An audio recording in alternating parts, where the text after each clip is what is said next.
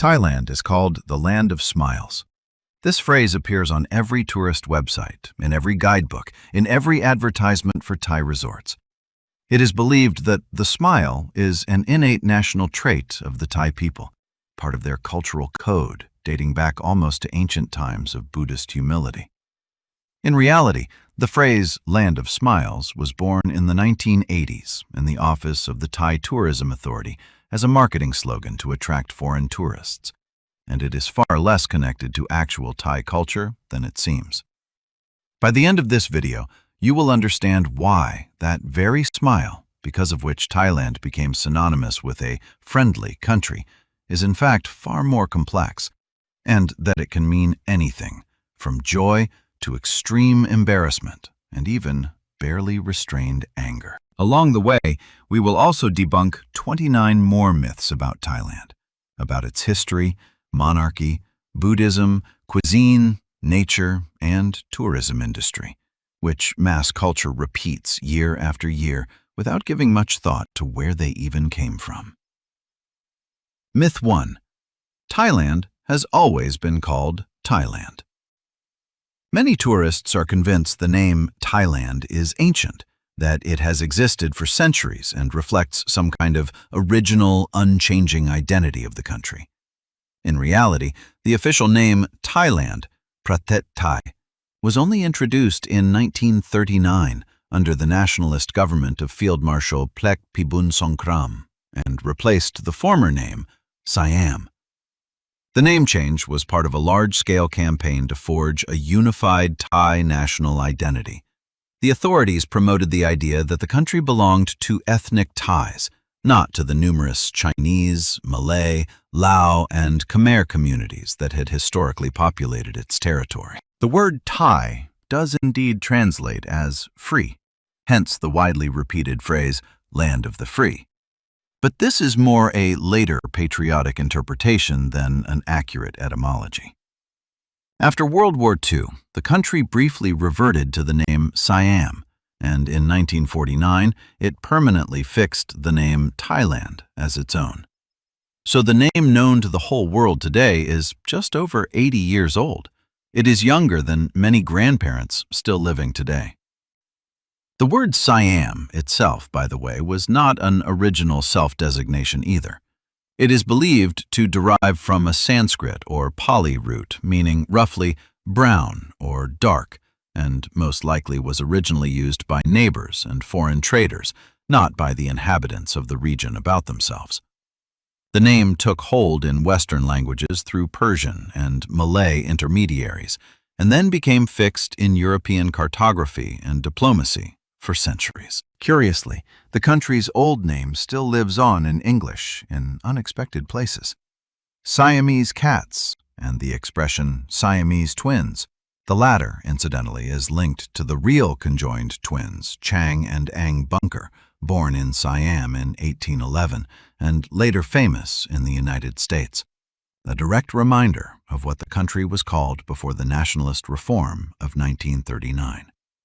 Occasionally, in Thai society today, isolated voices are still heard calling for a return to the historical name Siam as more neutral and not tied to a single ethnic group. But at an official level, such initiatives have so far found no serious support. Myth 2. Thailand is the only country in Southeast Asia that was never colonized because the Thais proved stronger than the Europeans. This is perhaps the most widely repeated source of national pride, and it is half true, half false. Thailand indeed never became a colony of a European power, unlike neighboring Burma, Malaysia, Vietnam, Laos, Cambodia, and Indonesia. But the reason was not military superiority. The small Siamese kingdom was physically incapable of resisting the French or British army. The country was saved not by strength, but by diplomacy and a fortunate geographical position. Siam became a buffer zone between British Burma to the west and French Indochina to the east, and both empires found it more advantageous to keep a neutral territory between them than to fight each other over it. Kings Mongkut, and especially his son Chulalongkorn, masterfully played on this rivalry, negotiated, made territorial concessions. Siam ultimately lost substantial lands to both the French and the British, but retained formal sovereignty. So Thailand's independence is a story less of military victory and more of masterful geopolitical balancing on the edge of two empires. It is worth adding that even formal sovereignty came at a high price for Siam. In 1855, the country signed the so-called Bowring Treaty with Britain, which opened Siamese markets to duty-free British trade and, more importantly, established a regime of extraterritoriality. British subjects on Siamese territory fell under the jurisdiction of their own consular courts, rather than local laws. Other Western powers soon signed similar agreements. In essence, Siam retained its flag and throne, but lost part of real control over its own legal and trade system, a state that historians sometimes call semi-colonial. And the territorial price of diplomatic maneuvering was considerable. In 1893, after an armed confrontation with French gunboats on the Chao Phraya River, Siam was forced to cede to France territories on the left bank of the Mekong, which later formed a significant part of modern Laos, and in 1909, under a treaty with Britain, relinquished its rights to 4 Malay sultanates, which today are part of Malaysia. So, a country that was never colonized is more a country that paid for its independence with land, rather than one that emerged from the era of imperialism entirely without losses. Myth 3. The Thai monarchy is merely a ceremonial institution with no real power, like in modern Europe. Here, it's worth speaking carefully and factually. Formally, Thailand is a constitutional monarchy, where the king does not directly govern the country, and the functions of head of government are carried out by the prime minister. But the role of the monarchy in Thai society has historically been far more significant than, say, the role of the British crown in Britain. Throughout the 20th century, kings repeatedly acted as a stabilizing force during moments of political crises and military coups. And the institution of the monarchy is surrounded by a special legal status in the country. Thailand is one of the few countries in the world where the law on insulting the monarch, the so-called lèse-majesté, provides for actual criminal punishment and is taken extremely seriously in Thai society. This is not just a formality on paper. It is a deeply ingrained part of the country's cultural and legal landscape, which foreign guests are strongly advised to respect, regardless of their personal views. It is also important to understand the historical context of this status. Absolute monarchy in Siam ended in 1932, when a group of military and civilian reformers carried out a bloodless coup and achieved a transition to a constitutional system. Since then, the country has experienced over a dozen more military coups, making Thailand one of the countries in the world with the most frequent changes of power by such means in modern history. In several acute political crises of the 20th century, for example, during the student protests of 1973 or the bloody events of Black May in 1992, the monarch acted precisely as a figure capable of separating the conflicting sides and stopping the violence, which largely cemented the special status of the institution in the eyes of society for decades to come. Today, the country is led by the next generation of monarchs, and as in any country with a similar legal regime, the topic remains a matter of serious public sensitivity, which tourists and content creators should take into account, limiting themselves to factual, neutral presentation. Meanwhile, the symbolic presence of the monarchy in the country's daily life is very noticeable, without any political subtext. Portraits of the current and former monarchs are traditionally displayed on the facades of government buildings, in airports, in taxis, and in private shops, and before movie screenings in Thai cinemas. It is still customary to stand during the playing of the royal anthem, accompanied by archival footage of the royal family's life. The current king's birthday and the anniversary of his predecessor's death are observed as public holidays with large-scale official events. For a person raised in the Western secular tradition, such a degree of integration of royal symbolism into everyday life may seem unusual. But for most Thais, it is as natural a part of the cultural landscape as the national flag or national anthem in any other country. Myth 4. The capital of Siam has always been Bangkok. In fact, the Siamese state had several capitals before Bangkok. The first major center was Sukhothai in the 13th to 14th centuries, which today is often called the cradle of Thai civilization. Then, for 4 centuries, the center of power moved to Ayutthaya, a city that at its peak in the 17th century was one of the largest and wealthiest metropolises in the world, with a population comparable to that of London at the time, and bustling international trade with Persia, China, Japan, and European powers. In 1767, Ayutthaya was practically razed to the ground by the Burmese army, and only a few years later, a new capital was founded in Bangkok, first on the western bank of the Chao Phraya River, and then, under the founder of the current Chakri dynasty, on the eastern bank, where the city stands to this day. In other words, Bangkok is by no means the original capital, but a relatively young administrative center, a little over 240 years old.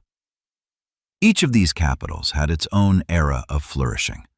Sukhothai, founded in the 13th century, is often called the cradle of Thai statehood, not only because of its age, but also because the creation of the Thai script is traditionally associated with this period.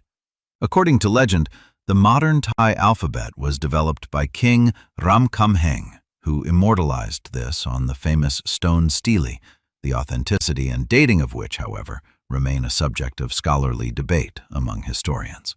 Ayutthaya, at the peak of its power in the 17th century, was a truly cosmopolitan metropolis. The city had separate quarters for Persian, Chinese, Japanese, Dutch, and French merchants and diplomats, and the royal court maintained lively diplomatic relations even with distant Versailles. Descriptions have survived of the lavish embassies exchanged by the Siamese king Narai and the French Louis XIV in the 1680s. The fall of this brilliant city under the blows of the Burmese army in 1767 became a true national trauma, which the Thai remember even today. Many temples and Buddha statues destroyed at that time have been preserved as ruins, which are now included in the UNESCO World Heritage List. Today, the Ayutthaya Historical Park, located about an hour-and-a-half's drive from Bangkok, remains one of the country's most visited archaeological sites. Among the ruins, one can see the famous head of a Buddha statue, literally grown through the roots of a banyan tree, an image that has become one of the most recognizable symbols of the lost grandeur of the old capital.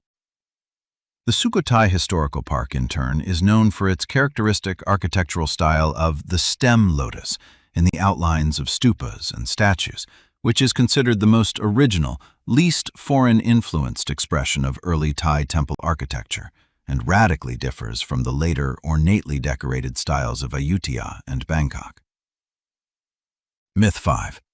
Thailand was a military ally of Japan in World War II for ideological reasons. Formally, this is true.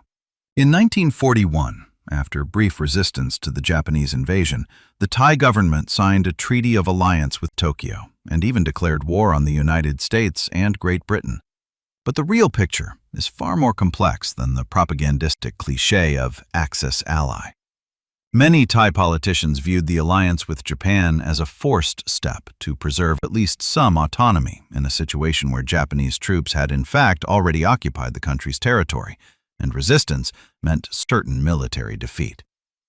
At the same time, a powerful underground movement, the Free Thai, Seri Thai, operated within the country, closely cooperating with the Allies and supplying them with intelligence data, while the Thai ambassador in Washington demonstratively refused to deliver the declaration of war to the U.S. government, so that formally the United States did not even consider Thailand a country at war with it. After Japan's surrender, this saved Thailand from the status of a defeated power and from reparations, unlike Japan itself. A key role in this diplomatic maneuver was played by the politician and statesman Priti Banomyong, one of the leaders of the Free Thai movement and future prime minister of the country, who during the war coordinated the underground network within Thailand, helped to smuggle downed Allied pilots, and passed intelligence data to British and American intelligence services through the mediation of the Thai embassy in Washington and London. After Japan's surrender, it was this behind-the-scenes work that allowed the Thai delegation at the negotiations to convince the Allies not to view the country as a military adversary, and the Japanese troops on Thai territory were disarmed and repatriated relatively peacefully, without large-scale fighting on Thai soil. It is revealing that the wartime Prime Minister, Plek Pibun Songkram, the very one who renamed the country and promoted Pad Thai, was briefly put on trial after the war as a war criminal, but was acquitted and later returned to power, which in itself illustrates well the twists and turns of Thai political history in the mid-20th century. The Free Thai movement itself is also notable for uniting, under common slogans, people with very different political views, from liberal technocrats like Priti Banomyong to conservative aristocrats and even some former supporters of the absolute monarchy, for whom the main unifying motive was not ideological kinship, but a shared rejection of the Japanese occupation and a desire to preserve the country's international reputation in the event of an Allied victory. After the war, former members of the movement continued to hold prominent positions in Thai politics and the state apparatus for a long time. And the history of the Free Thai is today taught in schools as one of the most unequivocally heroic episodes of modern Thai history. Far less controversial and politically sensitive than many other pages of the 20th century. Myth 6. All Thais are deeply religious Buddhist monks at heart, and Buddhism in Thailand is the same as everywhere in Asia. Thai Buddhism is the Theravada school, which differs from Mahayana, widespread in, for example, China, Japan, or Vietnam. But what is more interesting is this. Buddhist practices in Thailand are closely interwoven with local animistic beliefs that existed in this territory long before the arrival of Buddhism. That is why, near every Thai house or office building, you can see a small spirit house, a miniature structure where offerings of food, flowers, and incense are placed every day to appease the guardian spirit of the land. This is not a Buddhist tradition, but a much older, pre-Buddhist tradition that simply peacefully coexists with the official religion. At the same time, not every Thai is a deeply meditating ascetic. As in any country, the level of religiosity varies greatly from person to person, and many rituals are observed more out of tradition and social habit than out of sincere religious fervor. Those same spirit houses mentioned are not a minor detail, but a truly ubiquitous part of the urban and rural landscape. By tradition, before construction of any new building, a Brahmin priest or a monk is invited to determine the most auspicious location and orientation for the spirit house of the guardian spirit of the land, Pra-Pum, and only after that does the foundation of the actual building begin. Neglecting this ritual, according to widespread belief, can bring misfortune upon all subsequent business or family life in the house.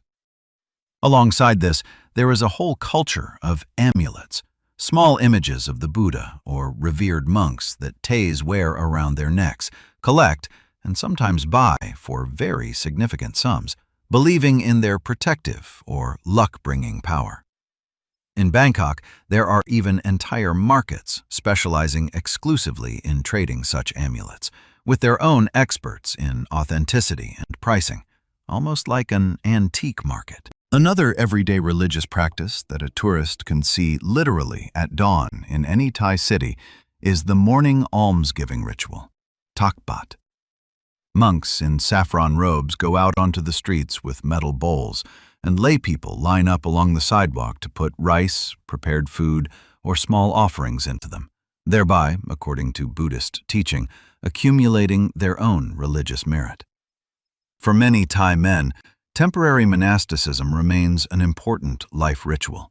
It is considered honorable and socially approved to, at least once in life, usually before getting married or after completing education, spend several weeks or months in a monastery, shaving one's head and eyebrows and completely renouncing worldly comforts. This custom is so deeply rooted in the culture that many Thai employers and government agencies provide male employees with special paid leave specifically for temporary ordination, a rare form of official recognition of religious practice at the level of labor legislation elsewhere in the world. Myth 7. The Thai greeting "Why" is just the local version of a handshake. The palms pressed together and slight bow, known as "Why," do replace a handshake in everyday communication, but this is a much more nuanced gesture than it seems at first glance. The height to which the raised hands are lifted and the depth of the bow directly depend on the social status, age, and position of the person to whom the gesture is addressed.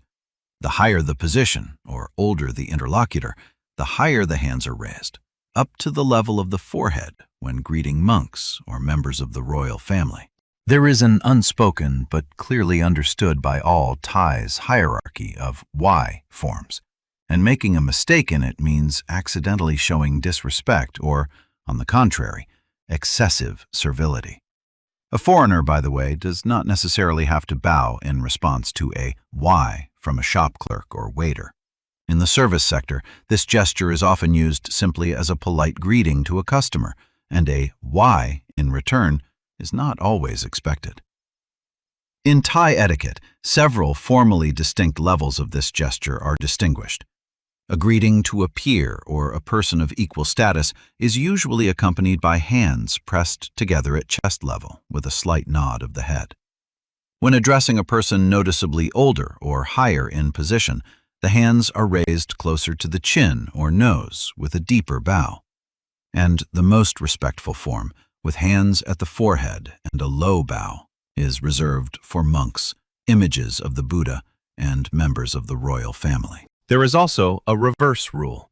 Monks in the Buddhist tradition themselves never respond to a layperson's "why" with a bow, because their spiritual status in this hierarchy is considered higher. Instead, the monk usually just nods or gives a blessing. A foreigner, however, should not worry too much about the subtleties. Thais are generally lenient toward tourists' mistakes in this matter and value the very fact of a respectful attempt far more than perfect execution. Also worthy of special attention is how different the distance of physical contact can be in Thai culture compared to, say, Southern European or Latin American culture. A pat on the shoulder, a hug upon meeting, or a kiss on the cheek, customary in many countries, are perceived in traditional Thai interaction, especially between people who are not well acquainted or with those of higher status, as overly familiar and, at times, simply inappropriate. This is precisely why the "why" historically became established as the primary non-contact form of greeting. It allows one to express respect without violating the personal boundaries of the interlocutor. Tourists accustomed to a more tactile communication culture in their home countries should keep this in mind during the first days of their trip, so as not to accidentally put a new Thai acquaintance in an awkward position with a greeting that is too warm by Western standards. Myth 8. In Thai temples, you can behave just as freely as in any tourist spot. In reality, Thai Buddhist temples, or wats, are active religious sites with a fairly strict code of etiquette that tourists regularly violate, often without even realizing it. The feet are considered the lowest, most impure part of the body in Thai culture, so sitting with your legs stretched out towards a statue of the Buddha or a monk is a serious offense. The head, conversely, is considered the highest and most sacred part of the body. So touching a Thai person's head, even a child's, with the best of intentions, is an extremely disrespectful gesture. Women are forbidden from touching monks or handing them anything directly from hand to hand. If a woman wishes to make an offering to a monk, the object must first be placed on a cloth or passed through a man. And, of course, upon entering most temples, you must remove your shoes and dress modestly. Exposed shoulders and short shorts will simply not be allowed inside many watts. A particularly strict dress code is enforced at the country's most prestigious religious and state complexes, such as the Grand Palace in Bangkok, where security at the entrance has the right to deny access to visitors wearing flip-flops, tank tops, or tight clothing, and, if necessary, special shawls and sarongs are sold or rented out at the entrance. Pointing your finger or directing the soles of your feet towards a Buddha statue is also considered disrespectful. When sitting before an image, it is customary to tuck your legs under you or turn them back, rather than stretching them forward, which, for foreigners unaccustomed to such a posture, can sometimes be a physically uncomfortable test of endurance amidst a long ceremony. A specific detail that is rarely warned about in advance: women should not sit next to a monk on public transport on the same seat without a special separating cloth. For this reason, separate front seats reserved for monks are sometimes even provided on Thai buses and trains. Myth 9.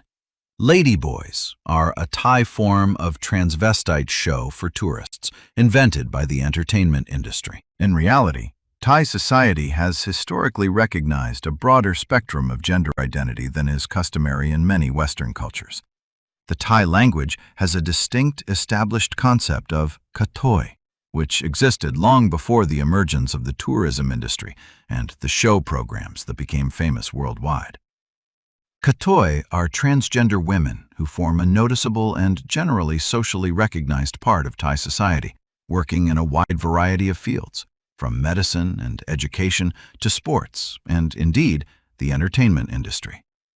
The flashy cabaret shows featuring katoi, which are actively sold to tourists today in Pattaya or Bangkok, are just one, the most commercialized facet of a much broader and long-standing cultural phenomenon, rather than its source.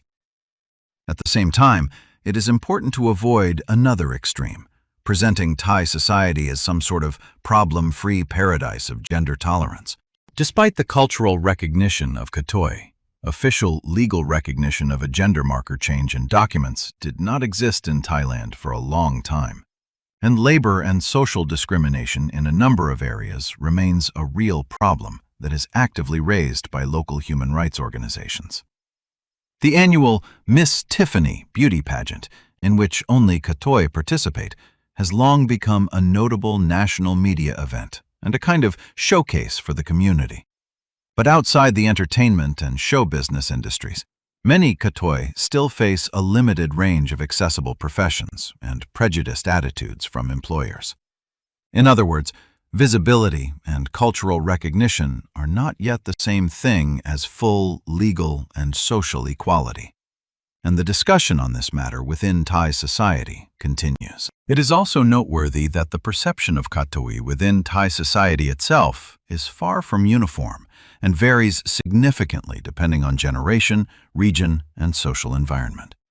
In large cities and among urban youth, attitudes are generally noticeably more accepting, whereas in more conservative rural families, a child's transgender identity sometimes still becomes a source of family tension.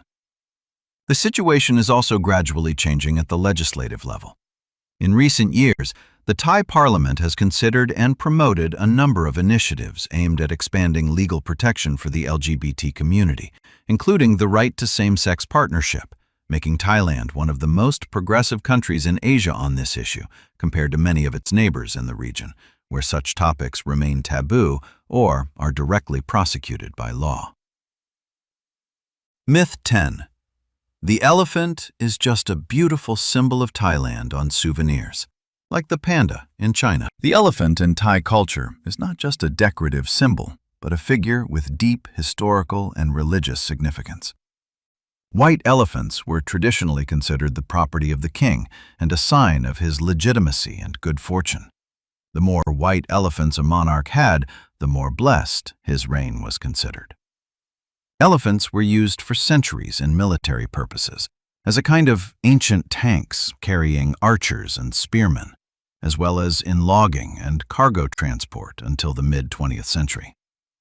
Today, the wild population of Thai elephants has greatly declined due to deforestation, and most elephants in the country live in captivity at tourist camps and sanctuaries, which has given rise to its own separate ethical debate about the rights of these animals, which we will address further in the section on nature. The symbolic significance of the elephant in the country is even enshrined at the state level. A white elephant on a red background was the central element of the state flag of Siam until 1917, when it was replaced by the current three-striped tricolor of red, white, and blue. But the image of the white elephant is still used as an element of some state awards and ceremonial regalia. The country even officially celebrates National Elephant Day on March 13th, established in 1998 to draw attention to the declining wild population and the conditions of captive animals. Also worthy of separate mention is that the elephant in Buddhist iconography is connected to the very birth of the Buddha. According to traditional legend, his mother dreamed of a white elephant shortly before conception, a motif often depicted on temple murals, and which largely explains why this animal holds such a special place not only in the secular, but also in the religious symbolism of the country. A special, extremely rare subspecies, truly white elephants, more precisely, animals with a certain set of physical traits determined by court experts according to a centuries-old set of rules. By tradition, to this day, are formally considered property of the crown, and any elephant found in the wild that meets these criteria is legally subject to transfer to the monarch. In practice, such animals are found extremely rarely, and today they are kept primarily in a special royal elephant nursery, rather than participating in tourist programs on par with ordinary working elephants. Myth 11. Bangkok is primarily a beach resort city. The confusion here is understandable. For many, Thailand is firmly associated with beaches, and it is logical to assume that the country's capital also stands somewhere on the shore of a warm sea. In fact, Bangkok is located inland in the delta of the Chao Phraya River, roughly 25 kilometers from the nearest coastline of the Gulf of Thailand, and there is no beach resort in the city itself. It is a dense, traffic-choked metropolis with a population of over 10 million in its agglomeration, the business and administrative center of the country. The famous Thai beaches, Phuket, Pattaya, Samui, Krabi, are several hours away from the capital and can be reached by plane, bus, or ferry, but not on foot with a suitcase from a hotel in central Bangkok. However, the confusion does not arise out of nowhere. The Thai capital itself stands directly on water in the literal sense. Historically, Bangkok was called the Venice of the East due to its dense network of canals, or klongs, crisscrossing the city, along which a significant portion of urban transportation was conducted until the mid-20th century. Many of these canals were later filled in for road construction, which, according to a considerable number of urbanists, became one of the reasons for today's catastrophic traffic jams in the city. But part of the network has been preserved, and water taxis along the Sen Sep Canal remain for many Bangkokians a much faster way to get to work than sitting in a traffic jam. And the city's main water artery, the Chao Phraya River, still functions as an important transport route, along which are located tourist piers, luxury hotels, and ancient temple complexes like Wat Arun. So water is more than perceptible in Bangkok's appearance. It is just not the sea or a beach. This proximity to water also has a far less romantic side. Bangkok is built on soft, waterlogged deltaic soil, and, according to a number of geological studies, slowly subsides by several millimeters each year, while simultaneously facing rising sea levels and increasingly intense seasonal floods. A combination of factors that has led some climatologists at various times to include the Thai capital in lists of megacities most vulnerable to the long-term risk of inundation during the present century. City authorities have, over recent decades, invested in large-scale drainage systems, river embankments, and underground reservoirs for seasonal stormwater. While the historic island of Rattanakosin, at the very heart of the city, the one where the Grand Palace and the main temples are located, was originally designed by the founders of the Chakri dynasty as a fortified, canal-surrounded enclave, which, today, unexpectedly also proves to be an element of some protection against floods. Myth 12. The tuk-tuk is a traditional Thai mode of transport with a centuries-old history. The recognizable three-wheeled motorcycle taxi, which has become a landmark of Thai streets, in fact, has no deep historical roots in the country itself. The tuk-tuk originated from Japanese motorized tricycles imported into Thailand in the 1930s to 1960s, and the name itself is most likely onomatopoeic, imitating the characteristic rattle of the two-stroke engines of early models. In other words, this vehicle is barely older than television, and by no means a centuries-old tradition stretching back to the era of the Siamese kings. A separate urban legend that tourists should know about: the price of a tuk-tuk ride is almost never fixed and is actively inflated for foreigners, and drivers often receive a commission for dropping passengers off at certain shops along the way. So, free or unexpectedly cheap tuk-tuk rides simply do not exist in reality. Interestingly, outside Thailand, the vehicle is sometimes perceived as something unique to that country, although similar motorized rickshaws under different names are found throughout South and Southeast Asia. Indian rickshaws or autos, Bangladeshi CNGs, Philippine tricycles, all trace back to the same post-war technological wave of cheap Japanese motor scooter dissemination. Today, the tuk-tuk in Thailand itself is gradually losing ground as a daily mode of transport for local residents. Far more often, city dwellers use motorcycle taxis, regular metered taxis, or the growing network of rapid transit, the BTS SkyTrain and MRT Metro in Bangkok. And it is increasingly turning into a tourist attraction and photo opportunity rather than a real means of getting around for errands. This does not prevent tuk-tuks from remaining one of the most recognizable visual symbols of the country on magnets, t-shirts, and guidebook covers. The emergence of ride-hailing apps for taxis and motorcycle taxis, such as Grab, which today dominate the Southeast Asian market, has noticeably changed the pricing dynamics of tuk-tuks themselves. Since the app shows a fixed fare for a regular taxi or motorcycle taxi on the same route in advance, tourists find it much easier to compare and bargain, which has in part forced tuk-tuk drivers in the most touristy areas to gradually reduce the degree of price inflation just to remain competitive. Some operators, however, have found their own way out of the situation, completely refocusing on the niche of colorful, stylized tuk-tuk night city tours, guided excursions with a driver guide, and stops at street food stalls, for which tourists knowingly pay a higher and pre-agreed price as for a full-fledged entertainment experience, rather than simply for moving from point A to point B. Myth 13. Red lights and the sex industry are what primarily drive all of Pattaya and all of Thai tourism. Popular culture, films, and scattered tourist stories indeed greatly exaggerate the scale and ubiquity of the sex industry in Thai cities, reducing all of Thai tourism to a few nightlife districts. In reality, the overwhelming majority of visitors to Thailand are families with children, elderly couples, divers, lovers of Thai cuisine and Buddhist architecture, and they never encounter this side of the country during their entire trip. Sex tourism does exist as a phenomenon and is concentrated in a few specific areas of certain cities, but to present it as the essence of Thai tourism or as something characterizing the country as a whole, that is a gross distortion that Thai authorities and the tourism industry have been trying to overcome for years by promoting completely different images of the country: cultural, gastronomic, wellness tourism. It is also important that the commercial sex industry in Thailand is officially illegal.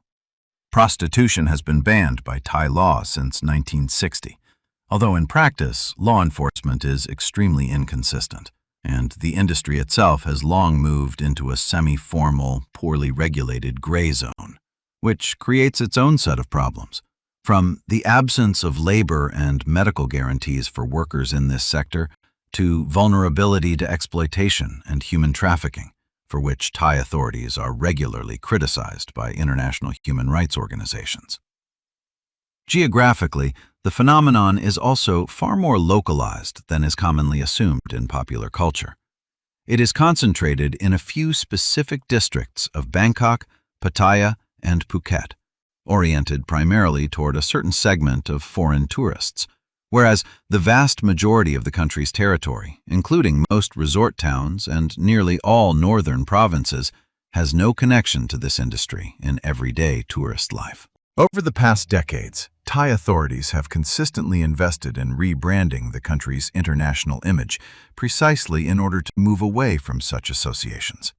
The State Tourism Authority regularly launches large-scale advertising campaigns promoting Thailand as a destination for family vacations, diving, yoga and wellness tourism, culinary travel, and eco-tourism in national parks. At the same time, control over specific entertainment districts in major cities is being tightened, and the police periodically conduct high-profile raids and document checks in the most famous nightlife quarters. Nevertheless, the cultural stereotype, entrenched over decades, has proven surprisingly resilient in the Western media space, partly because this side of Thai life has historically more often become the subject of Hollywood films and tabloid publications than the far more numerous and statistically significant segments of the country's tourism industry. Myth 14. Songkran is just a Thai water gun battle for tourists. The annual April festival of Songkran, during which the streets of Thai cities turn into large-scale water fights, is often perceived by foreigners solely as a fun excuse to splash water from a bucket or water cannon. In reality, at its core, Songkran is the Thai New Year according to the luna-solar calendar, a deeply rooted religious and family holiday. Traditionally, water symbolizes purification and the washing away of the previous year's misfortunes. Younger family members gently pour water over the hands of elders as a sign of respect and ask for blessings, while Buddhist statues are bathed with scented water in temples. The street drenching of strangers is a relatively later, more carnivalesque development of the tradition, which today indeed dominates in tourist areas. But the original meaning of the holiday is far more respectful and family-oriented than what is shown in social media videos. The word Songkran itself comes from Sanskrit and is linked to the astrological concept of the sun's transition into a new zodiac sign, emphasizing the originally astronomical and religious rather than entertainment cut of the holiday. Besides the bathing of Buddha statues and the hands of elder relatives, traditional rituals also include a special house cleaning in anticipation of the new year. It is believed that one cannot enter the new year with accumulated dirt and disorder, as well as releasing fish into rivers and birds from cages as an act of accumulating Buddhist merit. Officially, the holiday lasts 3 days, from April 13th to 15th, but in tourist cities like Chiang Mai or Pattaya, street festivities and water splashing often extend for a week or more. Interestingly, the shift of the holiday toward large-scale street fun is partly linked to a purely practical consideration. April in Thailand is the hottest month of the year, when air temperatures often exceed 40 degrees Celsius, so dousing with water on the streets is also a perfectly rational way to survive the peak of the Thai heat. The holiday also has its own, less cheerful side, which is rarely mentioned in promotional videos. The Thai police and road authorities consistently call the Songkran period one of the most dangerous on the roads for the entire year, due to the combination of widespread alcohol consumption, heavy intercity traffic of Thais returning home to their families, and significantly reduced visibility on water-soaked streets. The authorities publish this statistics annually under the alarming title 7 Dangerous Days, accompanied by enhanced police checkpoints on the highways. At the same time, the very fact that the holiday coincides with the mass return of urban residents to their home provinces to meet with family makes Songkran, in its social function, akin to New Year's and Christmas holidays in many other cultures. It is primarily a time for family reunion, and only then an occasion for street fun. Myth 15. In Thailand, almost everyone speaks good English, especially in tourist zones. The level of English proficiency in Thailand actually remains one of the lowest in Southeast Asia, according to international language proficiency rankings, lower than, for example, in neighboring Malaysia, Singapore, or the Philippines. In large tourist enclaves, hotels, bars, souvenir shops, staff can indeed often explain themselves in basic English, specially trained for communication with foreigners. But outside these zones, in ordinary Thai neighborhoods, markets, and government institutions, English is more of a rarity than the norm. This is one of the reasons why many tourists who have learned even a couple dozen Thai words and phrases receive a particularly warm and surprised reception from locals. The situation is gradually changing among the younger generation, especially in large cities. English is a compulsory subject in Thai schools, and among students and young professionals in Bangkok, the level of proficiency is noticeably higher than the national average, partly due to the growing number of international schools and study abroad programs. At the same time, the Thai language itself is tonal, with 5 tones, and the same set of sounds, depending on the pitch and melody of pronunciation, can mean completely different words, which makes it especially difficult for speakers of non-tonal languages like Russian or English.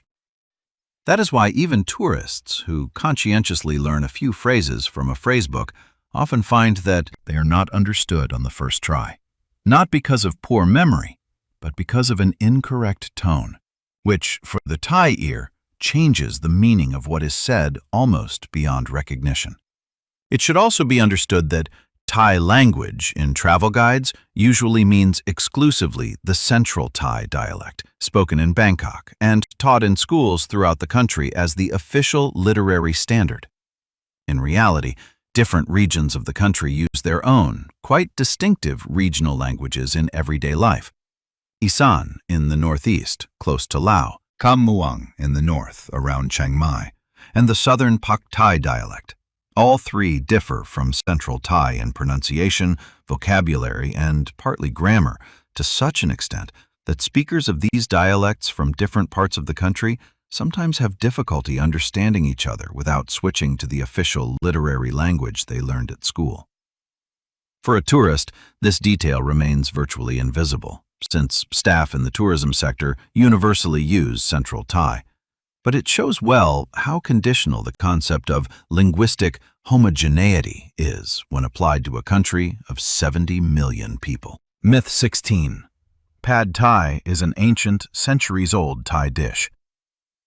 Pad Thai, stir-fried noodles with egg, tofu, bean sprouts, and a characteristic sweet and sour sauce, is perceived by many as the quintessence of Thai cuisine with a centuries-old history. In fact, this dish only appeared in the 1930s to 1940s, and its spread was part of the same nationalist campaign of Field Marshal Phibun Songkram's government mentioned in the first myth. The authorities deliberately promoted Pad Thai as a way to reduce rice consumption during a food shortage, while simultaneously using the dish as a tool for forging a unified national identity. Noodles, unlike rice, were associated not with any specific ethnic group within the country, but with a new, unifying concept of Thainess. Thus, one of the most recognizable dishes of Thai cuisine in the world turned out to be essentially a product of a state propaganda campaign of the last century, not a centuries-old culinary tradition. The government of that time approached the promotion of the dish with a truly modern, almost marketing-style scope. The recipe was disseminated via state radio, published in government brochures, And street vendors were provided with subsidies and cheap carts specifically so that they would start cooking pad thai instead of traditional rice-based dishes. The recipe itself borrowed elements from Chinese cuisine. Wok fried noodles were brought to the region by Chinese immigrants, but the authorities deliberately avoided calling the dish Chinese in order to fit it into a new, unifying Thai identity, rather than highlighting the contribution of one of the country's ethnic minorities. Today, the pad thai recipe varies significantly from stall to stall and from region to region. Somewhere they add more dried shrimp, somewhere they emphasize peanuts, somewhere they make a sweeter or, conversely, more sour sauce. And almost every Thai person has their own opinion about whose version of the dish is the most authentic. A similar story, by the way, repeated itself with some other dishes that are today perceived as originally Thai. Som tam, a spicy green papaya salad, spread widely across the country relatively recently, migrating from the regional cuisine of Isan into the national menu only in the second half of the 20th century, along with the internal migration of people from the poor northeastern provinces to Bangkok in search of work. This dynamic shows well that the very concept of national cuisine in Thailand, as in many other countries, is not a canon frozen for centuries, but a constantly changing, a living result of internal migration, trade ties, and, as in the case of pad thai, quite deliberate state decisions. Myth 17. Thai food is always incredibly spicy, and locals eat it exactly as served to tourists. The level of spiciness that foreign tourists receive in restaurants catering to visitors is often significantly reduced compared to what Thais eat themselves. Staff automatically tone down dishes, expecting that the guest cannot handle the real level of chili pepper. At the same time, Thai cuisine itself is far more diverse in spiciness than commonly thought.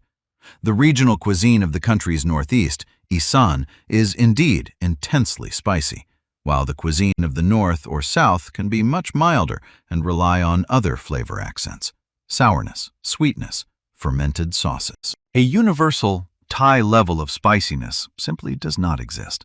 It varies greatly from region to region and from dish to dish.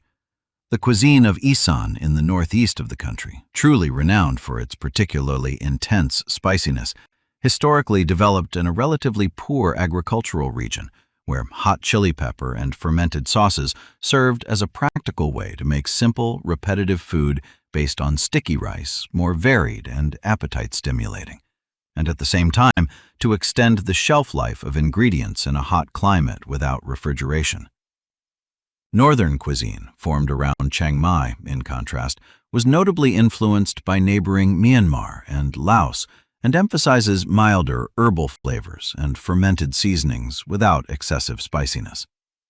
Southern cuisine, in turn, neighbors Malay cuisine and actively uses turmeric, coconut milk, and seafood, often turning out both spicy and richly aromatic due to complex curry paste blends. So the phrase, Thai food is spicy, is roughly the same as saying European food is spicy, without specifying whether you mean Scandinavian or Sicilian cuisine. Besides spiciness, Thai cuisine has a far more fundamental unifying feature: the pursuit of a balance of several flavors in a single dish.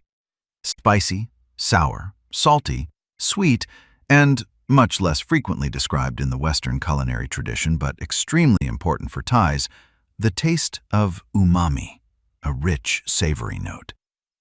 That is why Thai cooking almost universally uses fish sauce, nam pla, a fermented condiment based on anchovies, serving roughly the same function as soy sauce in Chinese cuisine or salt in European cuisine, as well as fresh herbs like lemongrass, galangal, and kaffir lime leaves, which give dishes a characteristic citrusy, almost perfumed freshness that is hard to mistake for any other national cuisine in the region. It is this fine balancing among 5 flavors, not just the level of spiciness in itself, that Thai chefs and food critics call the true essence of the national culinary philosophy. Myth 18. Street food in Thailand is unhygienic and risky for tourists. This myth is especially persistent among tourists visiting Asia for the first time, even though the reality is directly opposite to the common perception. Street food in Thailand is not a marginal phenomenon, but a full-fledged, deeply rooted layer of national gastronomic culture. In Bangkok, street vendors have for years received recognition from international food rankings, including Michelin stars for individual noodle and seafood stalls. Sanitary standards in Thai street cooking have historically been quite high due to the constant turnover of fresh ingredients, cooking at high temperatures right in front of the customer, and fierce competition among vendors for reputation. Tourists' stomach upsets are more often linked to unfamiliar microflora, new spices, and a change in water, not to unhygienic street stalls as such. An illustrative example is the legendary Bangkok stall J Phi, specializing in crab omelets, which held a Michelin star for several years while remaining a completely ordinary street point under a tarp, where the owner, wearing protective goggles, cooks right on a blazing hot skillet in full view of a queue that stretches for hours of tourists and locals alike. Such recognition from a prestigious food ranking is not an isolated case, but part of a broader trend. Since 2018, the Michelin Guide has compiled a separate list of recommended Bangkok street food establishments, which has largely changed the international perception of street cuisine as something inherently inferior compared to restaurants. Of course, basic precautions are still advisable. Choose stalls with high customer and fresh ingredient turnover. Watch the cooking process and avoid raw, unheated dishes during the first days of the trip while your body is not yet adjusted to the new microflora. Street food itself is not a source of increased risk. Myth 19. Durian is banned absolutely everywhere in Thailand because of its smell. The famous king of fruits, with its peculiar, extremely intense smell, indeed provokes so many complaints that in many hotels, on public transport, and in some airports, its transport or consumption is officially prohibited by corresponding signs. But talking about a universal, widespread ban is an exaggeration. Durian is freely sold in markets, supermarkets, and street stalls throughout the country. And for many Thais, it remains a beloved, though not cheap, seasonal treat.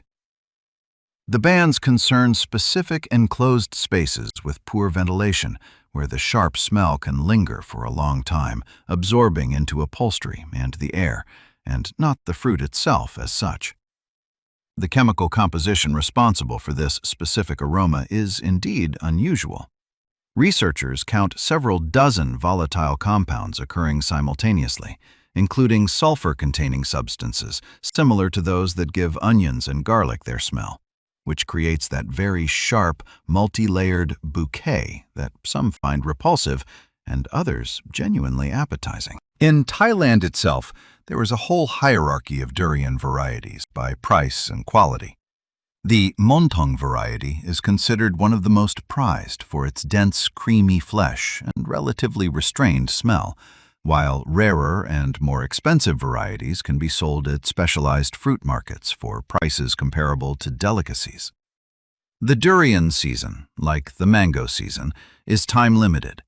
The peak falls in the period from April to June, and it is then that the fruit is most affordable and its freshness is at its maximum. Durian has long become a source of peculiar local folklore and jokes.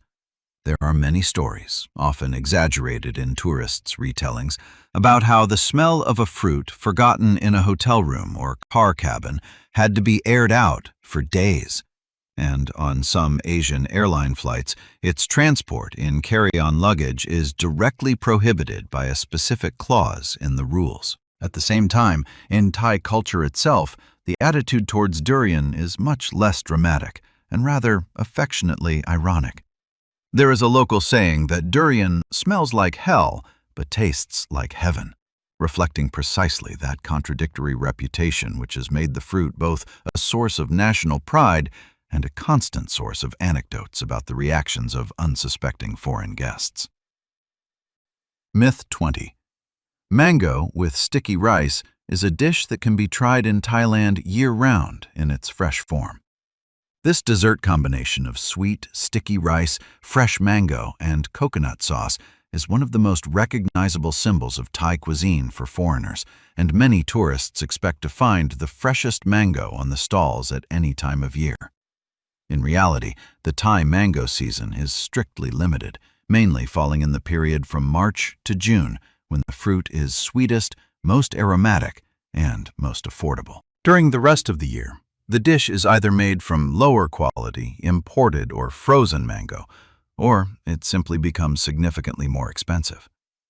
Experienced travelers who truly seek out the best mango with rice try to plan their trip to Thailand precisely for the peak of the season, rather than relying on the fruit being equally good year-round.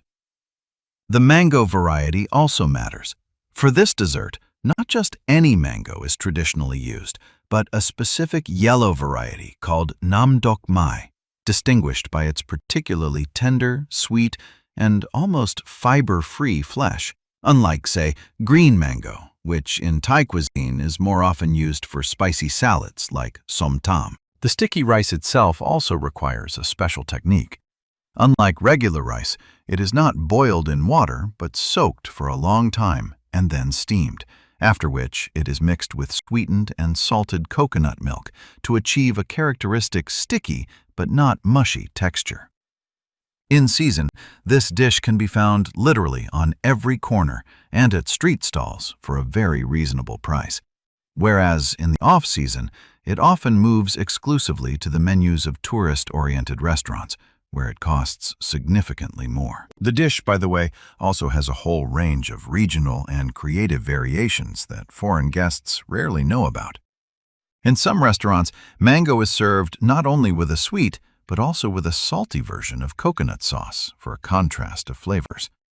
Some sprinkle the dish with fried yellow mung beans for crunch, and in recent years, experimental versions have appeared in trendy Bangkok cafes, with the addition of coconut ice cream or toasted coconut flakes on top of the classic combination.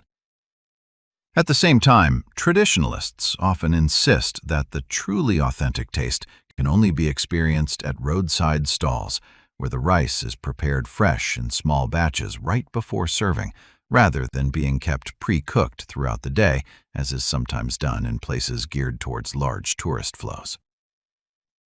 Myth 21. In Thailand, there are still many wild elephants roaming freely across the country. Contrary to the image of the elephant as an ubiquitous symbol of the country, the wild population of Thai elephants today is estimated at just a few thousand individuals and continues to decline due to deforestation and fragmentation of their natural habitat. The vast majority of elephants that tourists see on treks, in camps, during bathing or rides are captive animals, many of which were previously used in the logging industry, banned in the country since 1989 after devastating floods caused by massive deforestation. After that ban, thousands of elephants and their mahouts were left without their usual livelihood, which largely spurred the rapid growth of the elephant tourism industry as an alternative source of income, with its own separate set of ethical questions about animal keeping. Today, the country's tourism industry features completely different models of working with elephants, from traditional camps offering elephant rides and shows with training elements, to increasingly popular ethical sanctuaries, where tourists are only allowed to observe the elephants, feed and bathe them without riding or performances.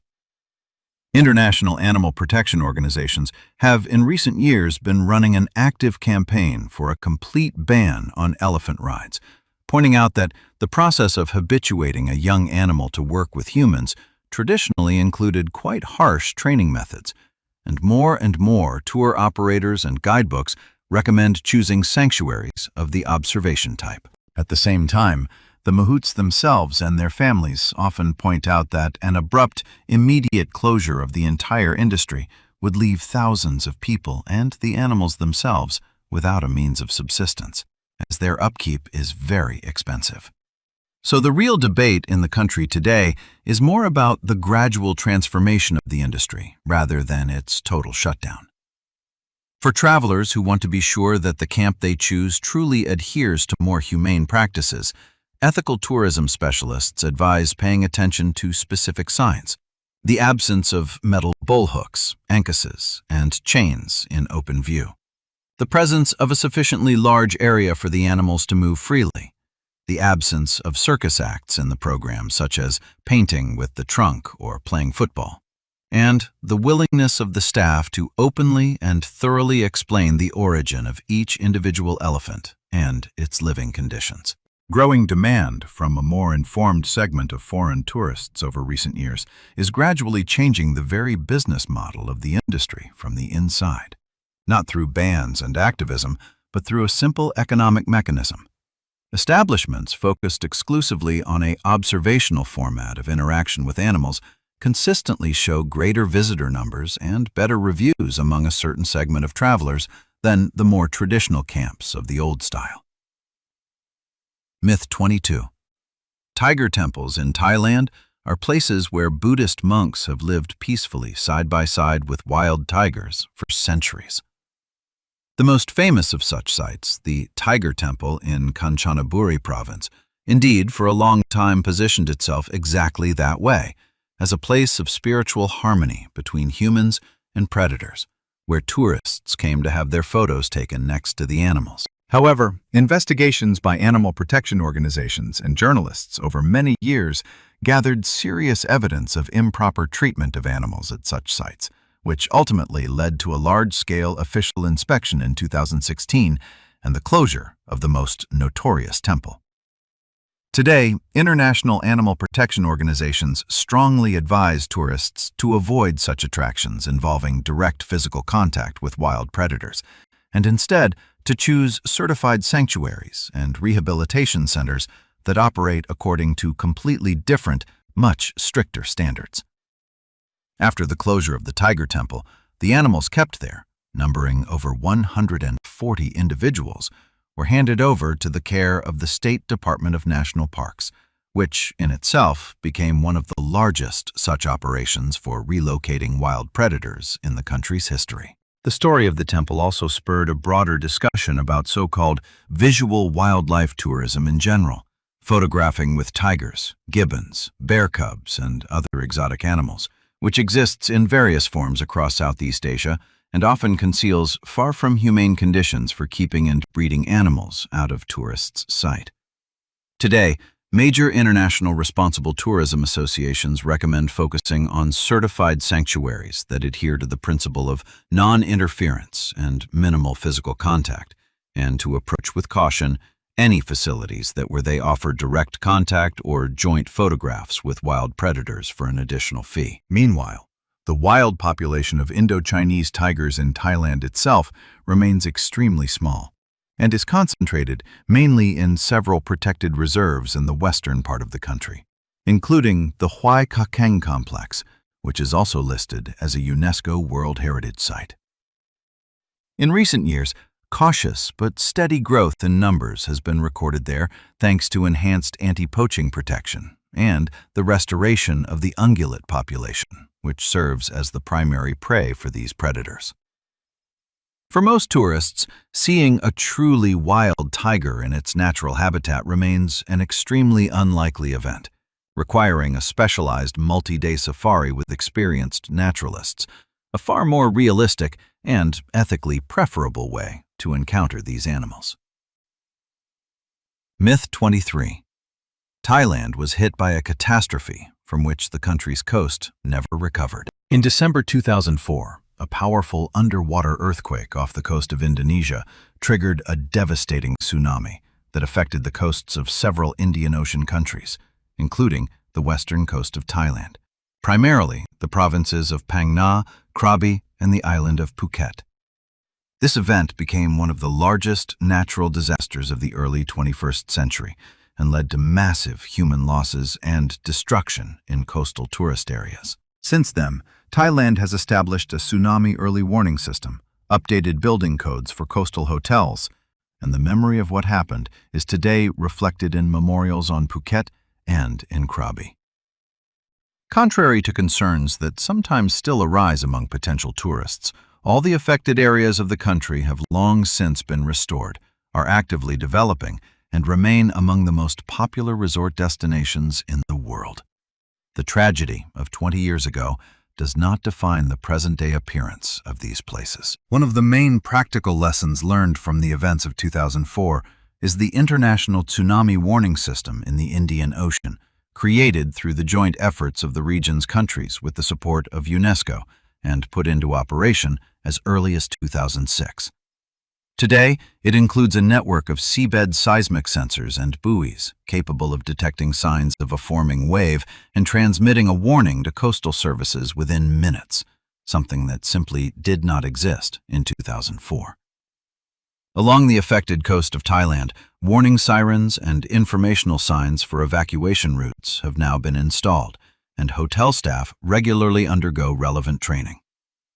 Every year, on December 26th, memorial ceremonies are held in the affected provinces, gathering local residents and relatives of the deceased from around the world. A restrained and respectful reminder of what happened, which goes hand in hand with the fully restored, lively resort life on the very same beaches. Myth 24. The Thai islands with full moon parties are an ancient Thai youth tradition. The famous full moon party on Koh Phangan, which gathers thousands of tourists on the beach every full moon, is perceived by many as some authentic local cultural phenomenon. In reality, the first such party was organized in the late 1980s to early 1990s by a small group of backpackers celebrating someone's birthday on the beach during a full moon night. And since then, the event has gradually grown into a large-scale commercial tourist event aimed almost exclusively at a foreign audience. This is not a Thai tradition, but rather an international party tradition that simply physically takes place on Thai territory. Local residents participate in organizing and earning money from such events, but the cultural practice itself has no deep local roots. Over the decades, the event has developed its own mythology within the tourist community.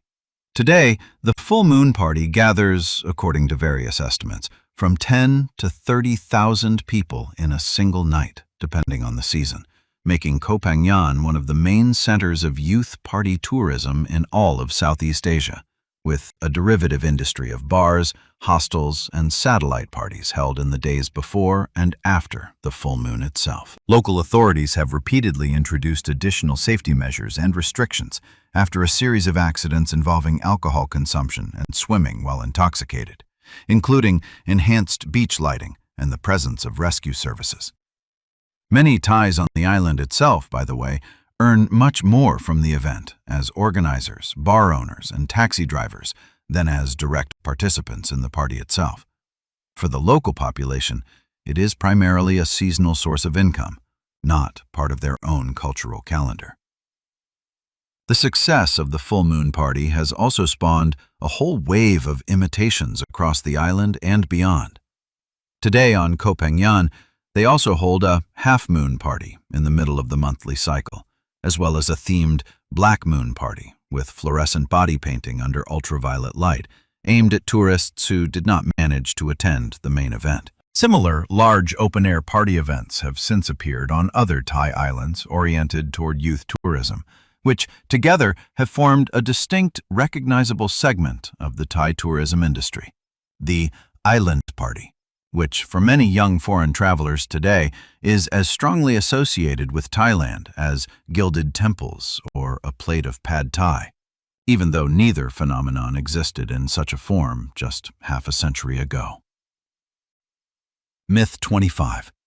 Thailand is mostly endless jungles and untouched tropical forests. The image of Thailand as a country covered in virgin jungle is partly true for certain protected national parks and northern mountain regions, but does not reflect the overall picture of the country. Thailand's forest cover shrank dramatically over the 20th century, from more than 60% of the territory in the mid-century to less than a third today, due to large-scale clearing for agriculture, rubber, and palm oil plantations, and urban development. A significant part of the country today consists of rice fields on the Central Plain, plantations, and urbanized zones, not continuous tropical forest. The remaining large forest areas are mostly concentrated in national parks and reserves that are under strong state protection, precisely because they represent a shrinking rather than dominant type of landscape. Deforestation was especially severe in the 1980s, when catastrophic floods and landslides caused by deforested slopes in the southern provinces led to massive loss of life and property damage, and ultimately pushed the government to impose a nationwide ban on commercial logging in 1989. The same ban that was already mentioned in the myth about elephants. Since then, the rate of deforestation in the country has slowed noticeably, and in certain protected areas, such as Khao Yai National Park, a UNESCO World Heritage Site, programs for forest cover restoration and reintroduction of wild animals are being implemented, including elephants, gibbons, and even a small population of wild tigers. Nevertheless, the balance between preserving the remaining forests and economic pressure from agriculture, primarily rubber and oil palm plantations, remains one of the most acute issues in Thai environmental policy to this day. Myth 26. Muay Thai is an ancient martial art that has hardly changed for thousands of years. Thai boxing indeed has its roots in the ancient combat traditions of the region, used on the battlefields of Siamese armies. But what is called Muay Thai today, as a modern sport with rules, weight classes, a ring, and a judging system, took shape only in the first half of the 20th century, to a large extent under the influence of Western boxing, which was introduced to the country. Before that, fighting techniques existed in much less formalized regional forms, without unified national rules. So Muay Thai is not a frozen, thousand-year-old tradition, but a living, evolving discipline, significantly modernized and codified relatively recently, and continuing to evolve even today, including under the influence of mixed martial arts. The formalization of the rules is closely linked to the reign of King Rama VII, under whom in the 1920s to 1930s, the country's first indoor boxing arenas with a Western-style roped ring appeared. Before that, matches were traditionally held in open spaces, and fighters wrapped their fists in simple hemp rope, which made strikes significantly more traumatic than modern gloves. The ritual part of the sport, meanwhile, has been preserved almost in its original form. Before each fight, athletes perform the so-called Wai Kru, a slow, almost dance-like ritual greeting their trainer and teachers, rooted in pre-Buddhist animistic traditions of honoring ancestors and guardian spirits. And the match is traditionally accompanied by a live orchestra consisting of the Thai flute P'nai and drums, whose tempo increases as the fight progresses, spurring on both fighters and spectators. Today, Muay Thai is actively integrated into international mixed martial arts. Many techniques, including elbow and knee strikes, as well as the clinch, have entered the arsenal of MMA fighters around the world, and the sport itself has been officially recognized by the International Olympic Committee and is considered a potential future Olympic discipline. Myth 27. Sex tourism accounts for a significant share of the entire Thai tourism industry's revenue.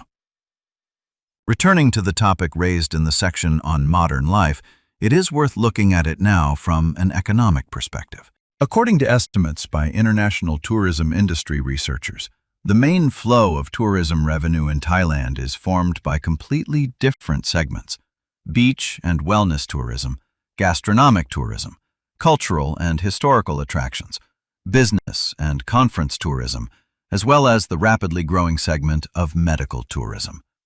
Thailand remains one of the world leaders in the number of foreign patients coming for treatment and plastic surgery.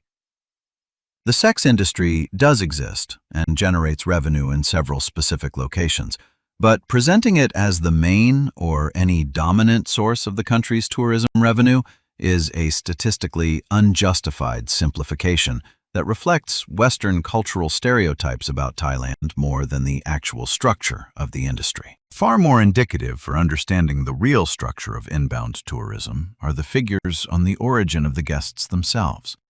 Over the past decades, the largest groups of foreign tourists in Thailand have consistently been visitors from China, Malaysia, South Korea, India, and neighboring Southeast Asian countries, for the vast majority of whom the main motives for travel are shopping, beach holidays, Buddhist shrines, and Thai cuisine. Medical tourism deserves separate mention as one of the most dynamically growing and at the same time least known to the general public segments. Thai private clinics, accredited according to international standards, receive hundreds of thousands of foreign patients annually, attracted by the combination of modern medical equipment, highly qualified doctors, many of whom received their education in the United States or Europe, and prices, often several times lower than in Western countries. From elective surgeries and dentistry to plastic surgery and fertility treatment. This less visible but economically significant flow of tourists rarely appears in film and mass culture. But it is precisely this, along with classic beach holidays, that forms the real backbone of the country's tourism revenue. Myth 28. Tourism is an industry without which the Thai economy simply cannot exist. Tourism is indeed one of the most important sectors of the Thai economy, providing a significant share of GDP and millions of jobs, which was particularly evident during the 2020 to 2021 pandemic, when the closure of borders hit the country extremely hard. But presenting the entire Thai economy exclusively through the prism of tourism is a serious oversimplification. Thailand is the second largest economy in Southeast Asia, with a developed industrial sector.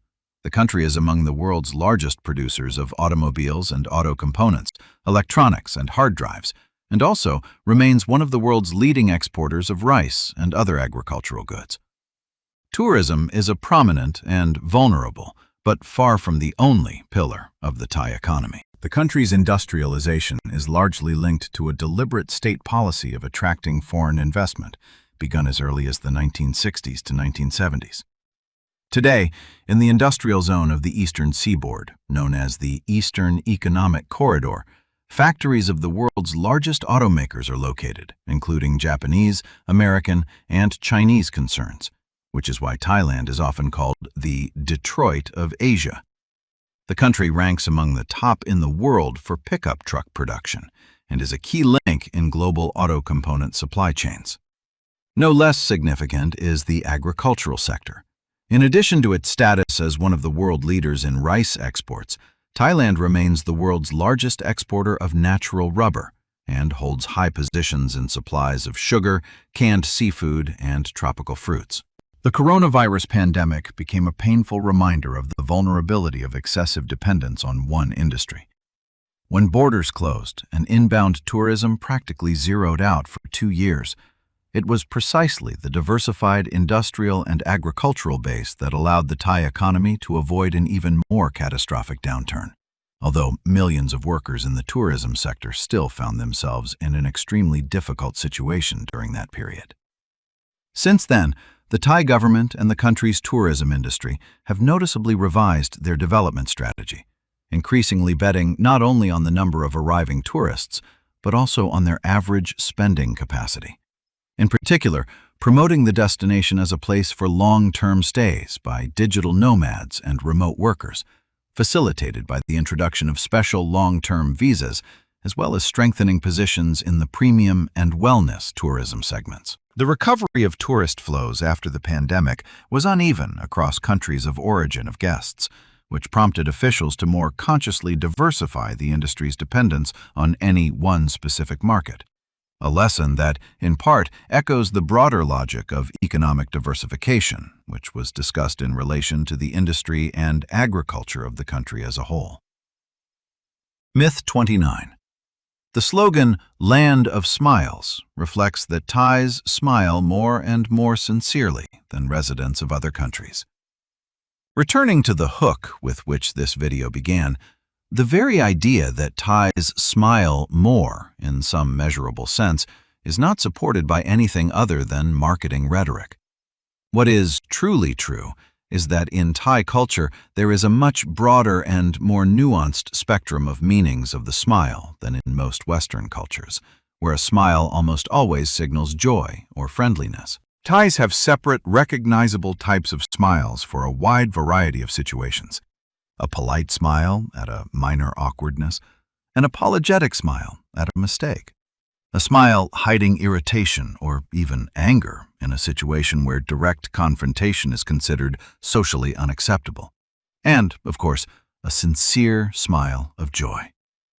For a foreigner accustomed to reading a smile unambiguously, it is easy to misinterpret the interlocutor's emotion.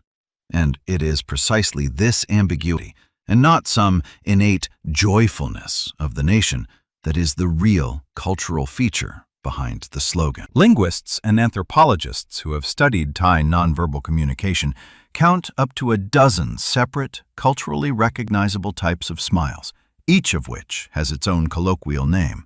The smile in an awkward situation when saying no directly is considered socially rude.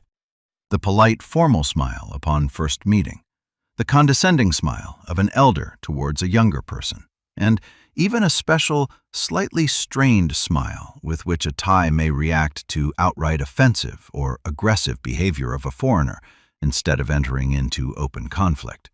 The concept of saving face and avoiding direct confrontation in Thai culture is rooted much deeper than in most Western societies. That is why experienced travelers who have lived in the country long enough often warn newcomers. If a Thai smiles at something in a tense situation, it does not always mean that everything is fine. Sometimes it is the only socially acceptable way to say that something has gone completely wrong. Myth 30. Everything you know about Thailand from tourist brochures reflects the real everyday life of Thais. And the last, 30th myth, brings us back to where we started. The image of Thailand that is broadcast by tourist brochures, Instagram bloggers, and commercials, golden temples, white sandy beaches, invariably smiling locals, is a carefully constructed showcase of an industry that earns tens of billions of dollars a year from inbound tourism. Not a complete picture of life in a country of 70 million people. Behind this showcase is a complex society with its own political history, religious traditions dating back to pre-Buddhist antiquity, a rapidly changing economy, and cultural norms that do not always fit into the convenient image of the Land of Smiles. The country's name changed less than a century ago. Its most recognizable dish was invented by government decree, and its famous smile means much more than just joy. Thailand, which exists beyond tourist brochures, turns out to be more interesting, more complex, and more humane than the image sold by guidebooks. And perhaps that is why it is worth getting to know a little deeper. Of the 30 myths we have examined today, perhaps the most important conclusion is this. Practically none of the widely circulated images of Thailand is an absolute lie from beginning to end. Most of them are simplified, taken out of context, or deliberately embellished fragments of a much more complex reality. The country's name is indeed younger than it seems, but behind it lies a real dramatic history of nation-building. The smile of Thais, indeed, does not boil down to simple joy. But it is not pretense either.